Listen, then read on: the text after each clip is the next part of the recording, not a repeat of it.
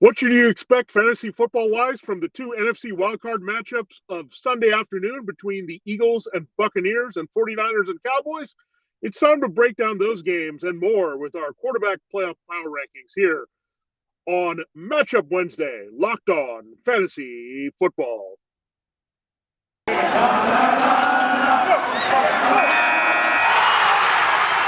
are Locked On Fantasy, your daily NFL fantasy podcast. Part of the Locked On Podcast Network, your team every day.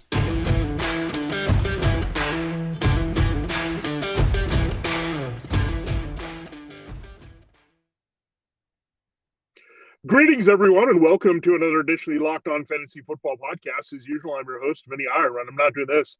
I'm writing about NFL and fantasy football for sportingnews.com. Come there, get what you need.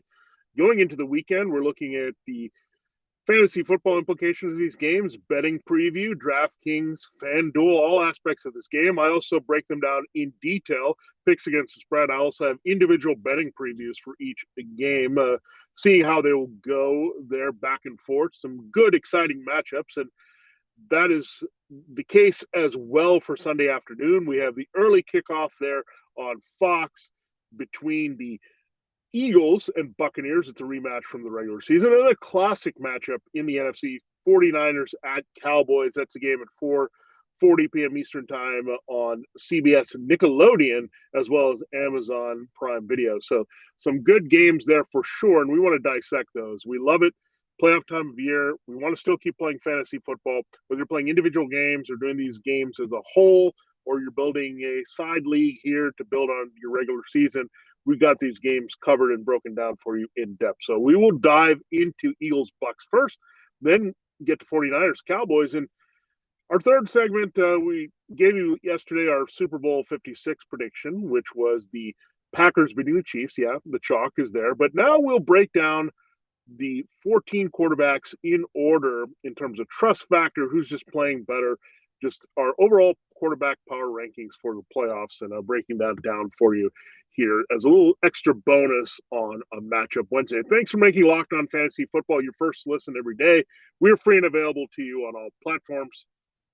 Eagles Buccaneers. It is now an 8.5-point spread. The Bucks have been around there, 8 points, 9 points, not quite reached double digits into 10 points here. 47 is the over-under. So Tampa, very good home team this season. They did lose one clunker there to the Saints. We know that one on primetime, the game where the Bucks were shut out with Tom Brady, and they had all those offensive injuries mid-game. So that was the only real game the Bucks did not play well at home in the season. Had some big wins there, including the Cowboys and the Bills. The Eagles have their work cut out for them. When these teams met in Week 6, it was a Thursday night game in Philadelphia, 28-22. The Bucks did survive that game, but get the little extra juice going on the road from Philadelphia to Tampa Bay. Let's start with the Eagles in this one. I want to avoid trying to attach myself to the Eagles running game. Let's start with that. Miles Sanders has a hand injury concern there. Yeah, Jordan Howard and Boston Scott, they might have been rested for the game in Week 18 against the Cowboys, but they're on the COVID-19 list. So we saw a lot of Kenneth Gainwell in that game. Dallas Goedert also didn't play. So let's try to find something in this Eagles offense we like. Well, it's definitely not the running backs, especially if they split it up and Sanders does not play. We'll monitor his status here. We'll get a better idea if he can return in this one. But you'd think either way it's going to be a broken up committee between Sanders and Howard and Scott, with a little bit of Gainwell in there after a good game against the Cowboys to end the season. So it's just messy. This backfield has seemed to change every week. Part of it is Sanders cannot stay healthy. And then you have the wild card of Jalen Hurts. Is he going to score rushing touchdowns, or is it going to be Boston Scott or Howard or Sanders doing that? Sanders hasn't been doing much of scoring, period. So he's usually not the guy they give it to. It's usually Howard or Scott.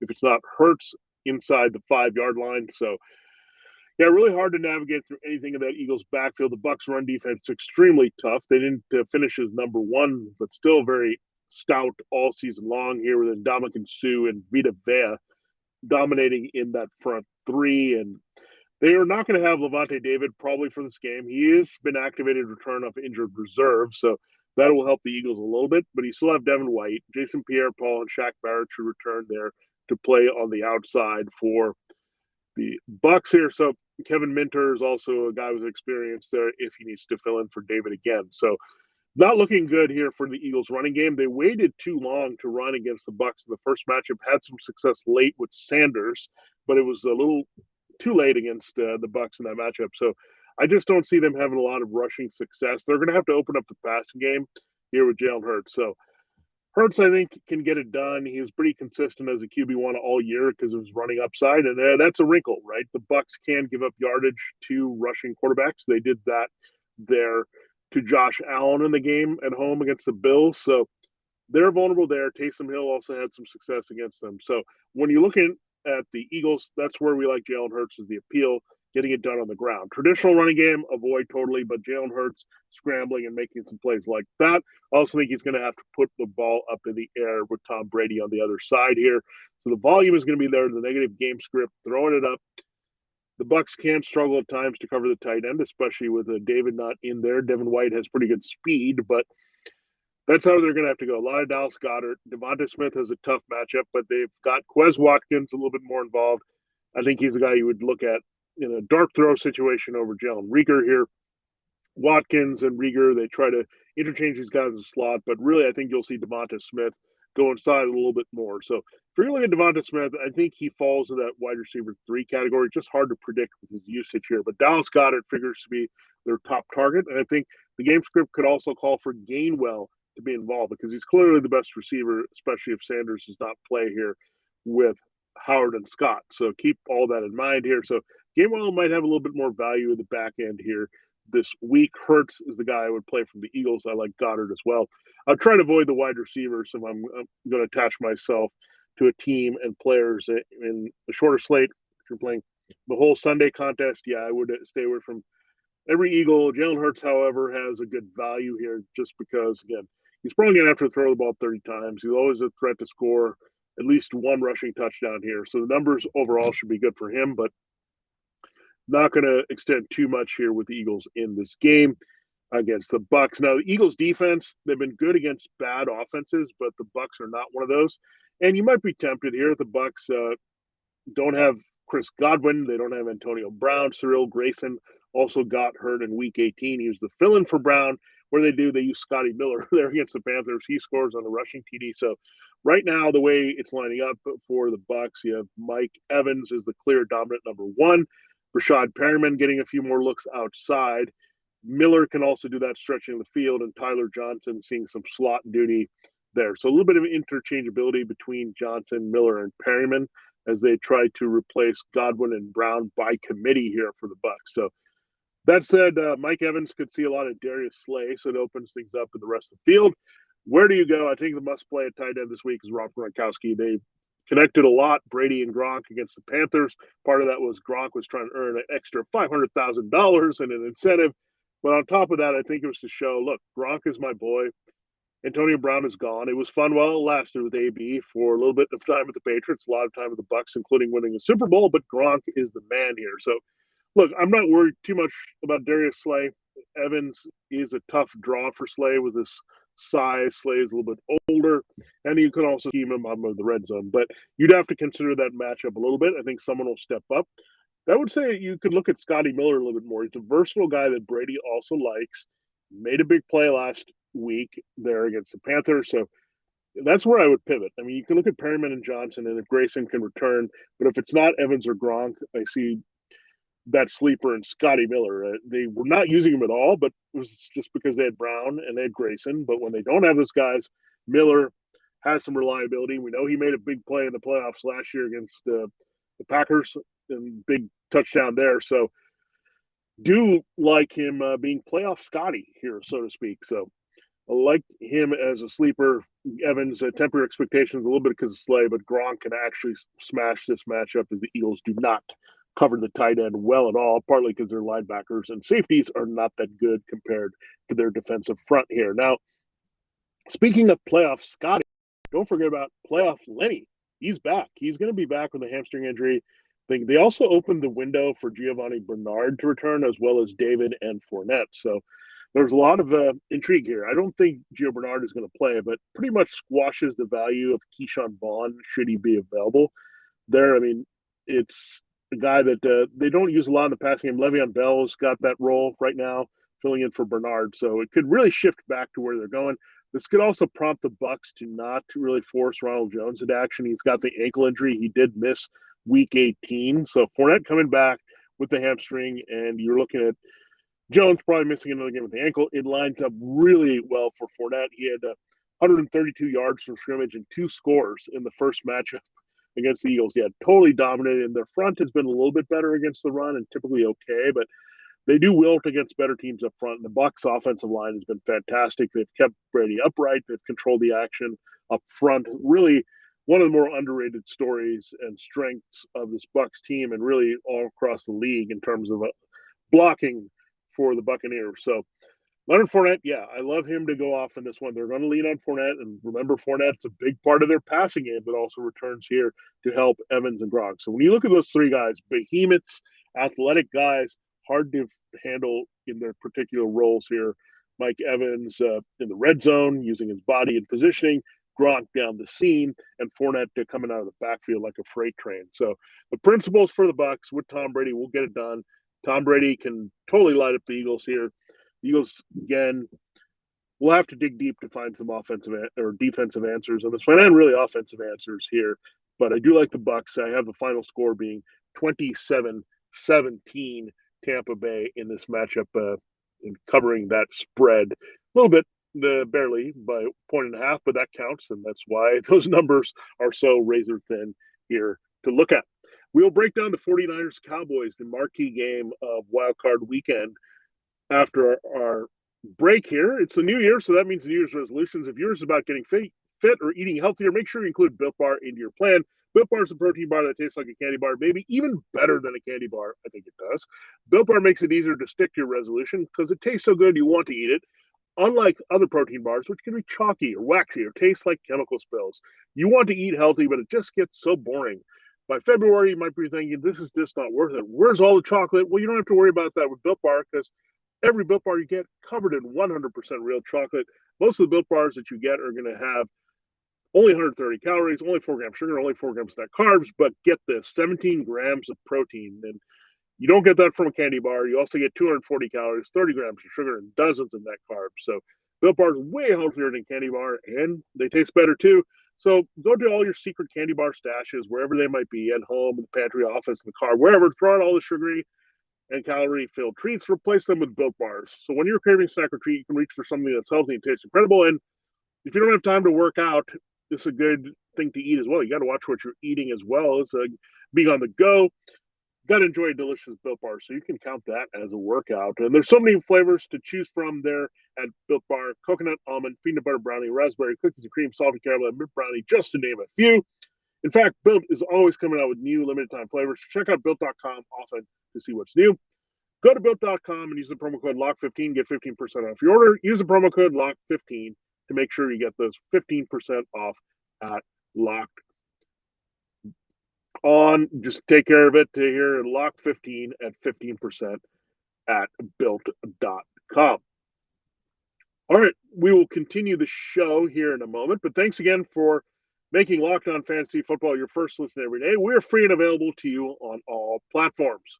49ers, Cowboys, it just sounds right in the playoffs. Doesn't these teams have met so many times in championship games? 6 of them won divisional playoff round. This is the first wild card matchup between the 49ers and Cowboys. Last time these two teams played in the playoffs was Troy Aikman and Steve Young. They split games.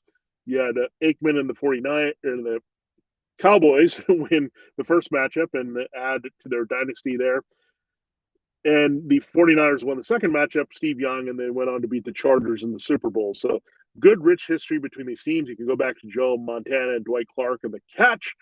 But, yeah, it's fun to see these two teams hooking up again, and definitely the marquee game, and also a little bit of fun here with the Nickelodeon broadcast. So however you look at it, it's going to be the best game. 3-point favorites the Cowboys are at home. 51 is the over-under. We love that for fantasy football. So you want to have good shares of this game if you're playing on the DFS slate for either the Sunday afternoon games or all of Sunday through the Chiefs-Steelers game on Sunday night.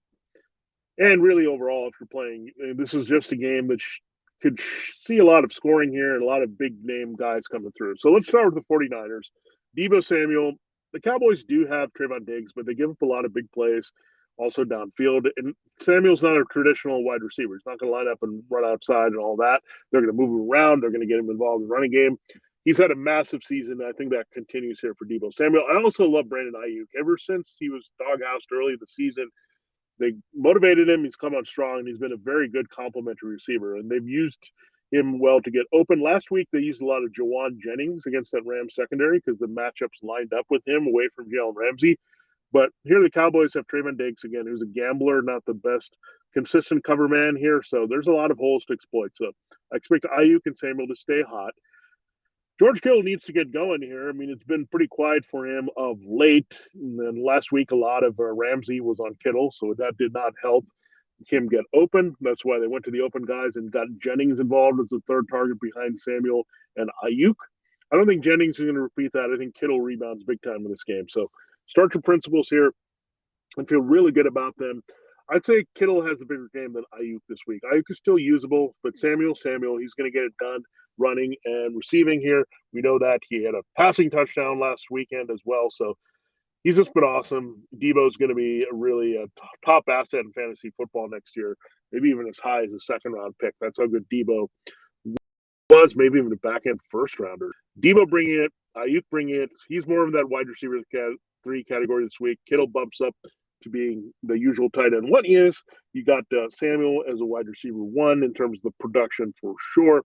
Jimmy Garoppolo, a very good sleeper to plug and play this week if you're looking for a quarterback in the field and one that it could actually survive and win this game. So Jimmy Garoppolo played really well with the right thumb. You're going to have to live with the turnovers there. Also, don't forget about Eli Mitchell. He'll be busy, but I think the Cowboys, the game script could pull Mitchell out of it. So I think you do a little bit better. I would actually pivot to Fournette or look at Ezekiel Elliott, even on the other side with a positive game script against the 49ers, middle of the road run defense. So overall, let's look at Mitchell. We'll cool on him a little bit, cool on Ayuk a little bit, keep Samuel up there, rise on Kittle, and feel good about Jimmy Garoppolo continuing to get the job done here for San Francisco with at least 215-2. He has a very high floor in this game. The higher ceiling in this game, however, belongs to Dak Prescott. Massive game against the Eagles when it didn't even count really for anything. They did move up into this matchup, number 3 versus number 6, by beating the Eagles when the Rams lost to the 49ers. So you look at it, Dak Prescott, the secondary is a weakness. So the Cowboys have Tyron Smith back. Their offensive line has played a little bit better. So if they can keep Nick Bosa at bay, I think the big plays will be there. And some are feeling that Kellen Moore hasn't totally unleashed this offense and used some of the Eagles game as an experimental ground for stretching the field. Cedric Wilson is in there. I love him again in this matchup because he stretched the 49ers a little bit thin. They've been able to make it work with Ambry Thomas and Emmanuel Mosley and some of these other guys in coverage. But you got to worry about Amari Cooper and CeeDee Lamb. That's going to open things up for Wilson again. Good chemistry between Prescott and Wilson here as a third receiver, kind of filling that Gallup role pretty well here. So I like Wilson quite a bit in this game. And Cooper may be the quiet one in this one with Lamb working in the middle and doing things in the slot. Cooper Kupp had a big game last week, inside and outside. So that should favor Wilson and Lamb a little bit more. And Cooper in this game, the 49ers typically good against a tight end. Part of it is having Fred Warner in coverage. They have Dre Greenlaw. They also have Jaquiski Tart there. So it's really hard to throw to the tight end. So not going there. But I do like, again, away from Cooper, who should get the veteran coverage attention, Lamb and Wilson get it done here with Dak Prescott as his primary targets. I also like Zeke a lot in this game.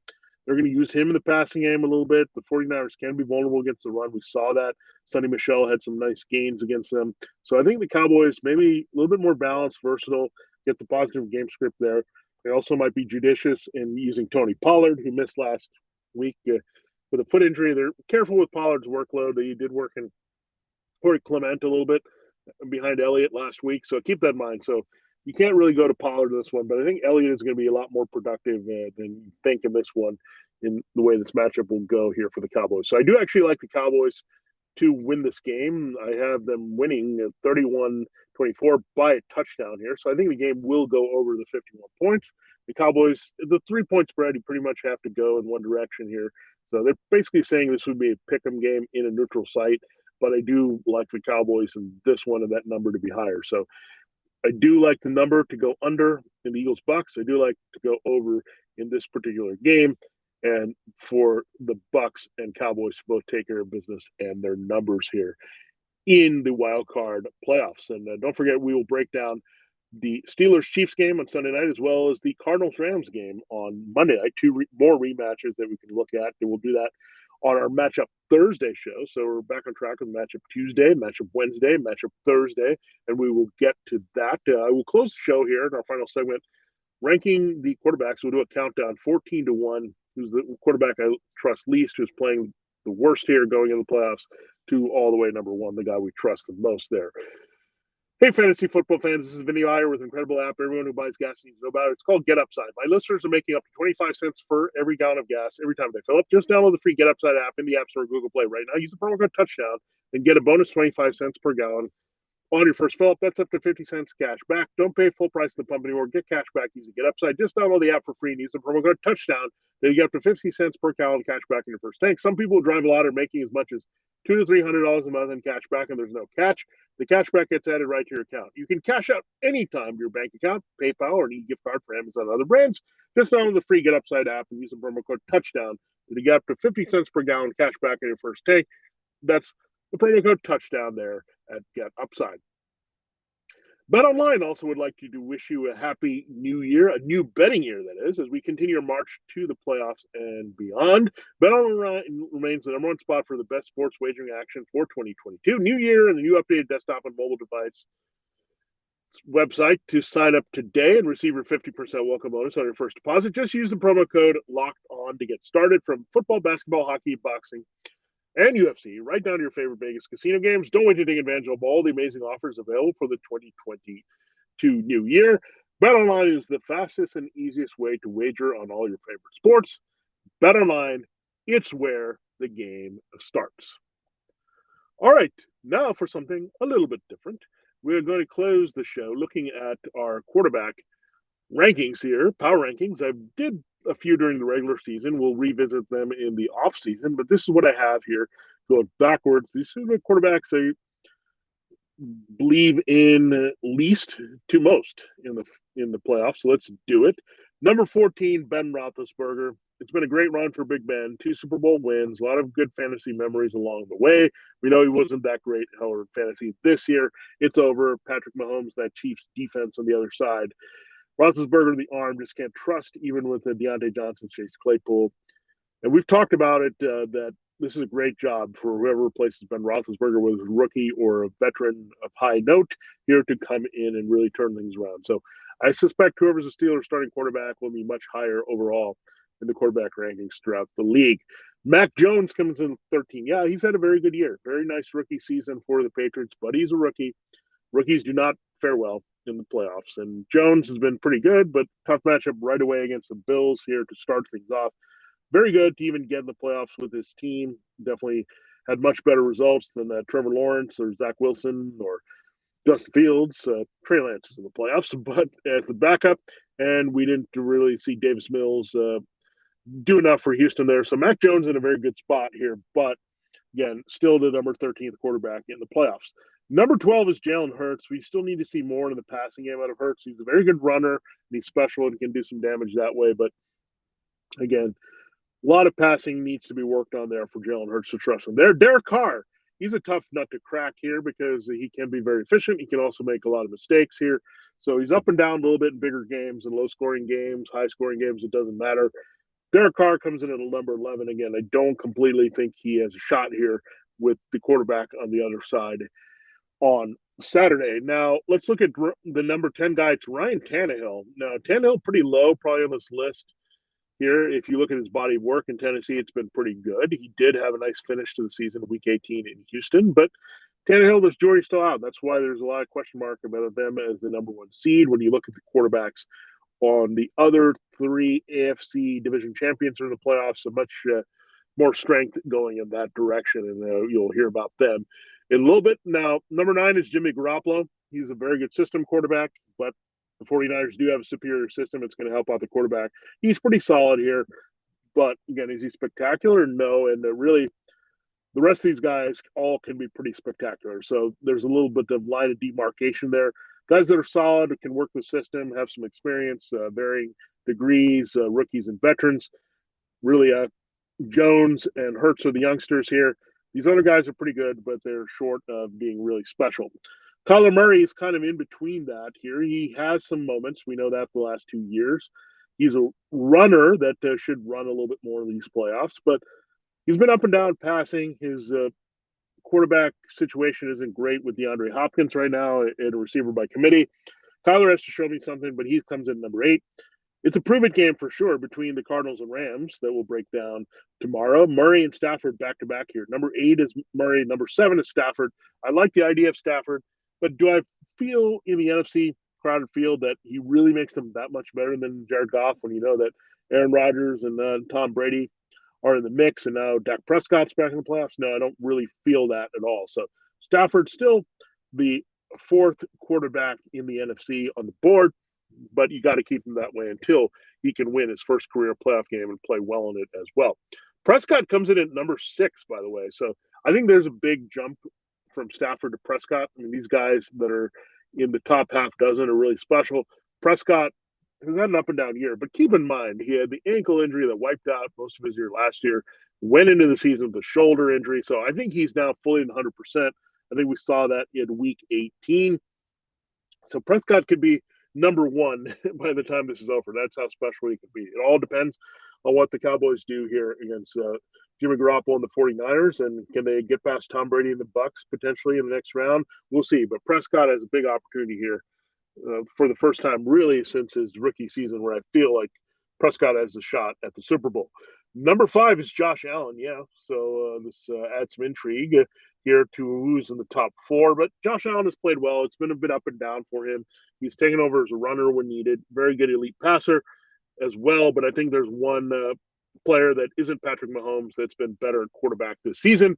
He's our number 4 guy. It's Joe Burrow. I mean, look at the last 2 weeks of actual action for the Bengals when Burrow was in there. He lit up 2 teams. He had 525 yards against the Ravens. Then he came back with a 400-yard plus performance against the Chiefs and took over. They won the division at home with 2 big wins. Joe Burrow, really special, living up to his qualities here. So Josh Allen, as much as I like him, I think Joe Burrow's had more command. I like their offense right now, the way it's rolling. He's got a pedigree, having won a championship at LSU versus Wyoming, and also having an Ohio State background. So Burrow having the championship, I thought there were some similarities between him and Tom Brady, but that swagger, that confidence coming in already, and just put together like Brady is, cerebrally and just personality-wise. And I think that's what helps Burrow be a great leader and passer. And he's in the MVP conversation, folks. I think he should be. You saw what happened when he went to Yale last year. He was learning things as a rookie. Now he's back, and you see what the Bengals are, a division champion once again, and a very good shot to win their first playoff game in 21 years here against Derek Carr and Raiders. We like them a lot as the lock of the week, 34-17, by the way, if you missed matchup Tuesday. Tom Brady, again, so Joe Burrow comes in right behind the GOAT. So the GOAT is number 3, so that kind of tells you something here. Part of it is not having the receivers that he does have. We know that can affect him sometimes in the playoffs, so got to navigate through that. But Tom Brady, number 3, and it's no slouch. When you have number 2 is Patrick Mahomes. Look, he's had an up and down year. It hasn't been wine and roses for Mahomes the way it has been since he got in the league and started in 2018, was the MVP there. But you knew he was going to have a little bit of struggle as a young gun. Teams adjust to him a little bit. He's adjusted right back. It's not always the jaw-dropping, no-look passes. He's just a solid, efficient quarterback when needed in a superior system. And that's what you're seeing with Mahomes, and that's why the Chiefs have been red hot down the stretch. And finally, yeah, you can like him or hate him. It's Aaron Rodgers. We know how good this guy is. He's just a machine here. He's a model of efficiency. He doesn't turn the ball over, just lights teams up consistently, leans on his running game when he needs to, finds Devontae Adams. Now he's got a legit number 2 in Allen Lazard. So Rodgers, the Packers, things are lining up very nicely for him to win that second Super Bowl. It's been a while. I mean, they won in Super Bowl 45, so now you're at 56. So 11 years since Rodgers won a Super Bowl, 11 years since they played in the Super Bowl for the Packers. So I think this is the year. That's why, again, Rodgers and Mahomes must be picking the Packers and Chiefs in the Super Bowl. That's what we have. But watch out again for the Bucs and Bengals and Bills, those 3 B teams spoiling the party. And then on the outside, maybe the Cowboys. So When you also look at these rankings, when you have the top six, Rodgers, Mahomes, Brady, Burrow, Allen, Prescott, those are also the six teams that I think can win the Super Bowl. Everyone else, I think, is scratching here for the rest as we go into the playoffs. And that's pretty good when you have almost half the field being dangerous enough to win. And we're excited to see it. We wanted to see these quarterbacks in action. And what we'll do tomorrow, as part of our matchup Thursday, we'll break down the running backs in the playoffs here. So we'll do that for you here on Locked On Fantasy Football. Thanks again for making your first listen every day, Locked On Fantasy Football. Now make your second listen Locked On Bets, your daily one-stop shop for all gambling needs. Locked On Bets, hosted by your boy Q with expert analysis and insight from Lee Sterling. It's free and available on all platforms. For Locked On Fantasy Football, this has been Vinnie Iyer with a matchup Wednesday. Don't forget tomorrow, matchup Thursday, as we finish our look at breaking down all the wild card games of Super Wild Card Weekend.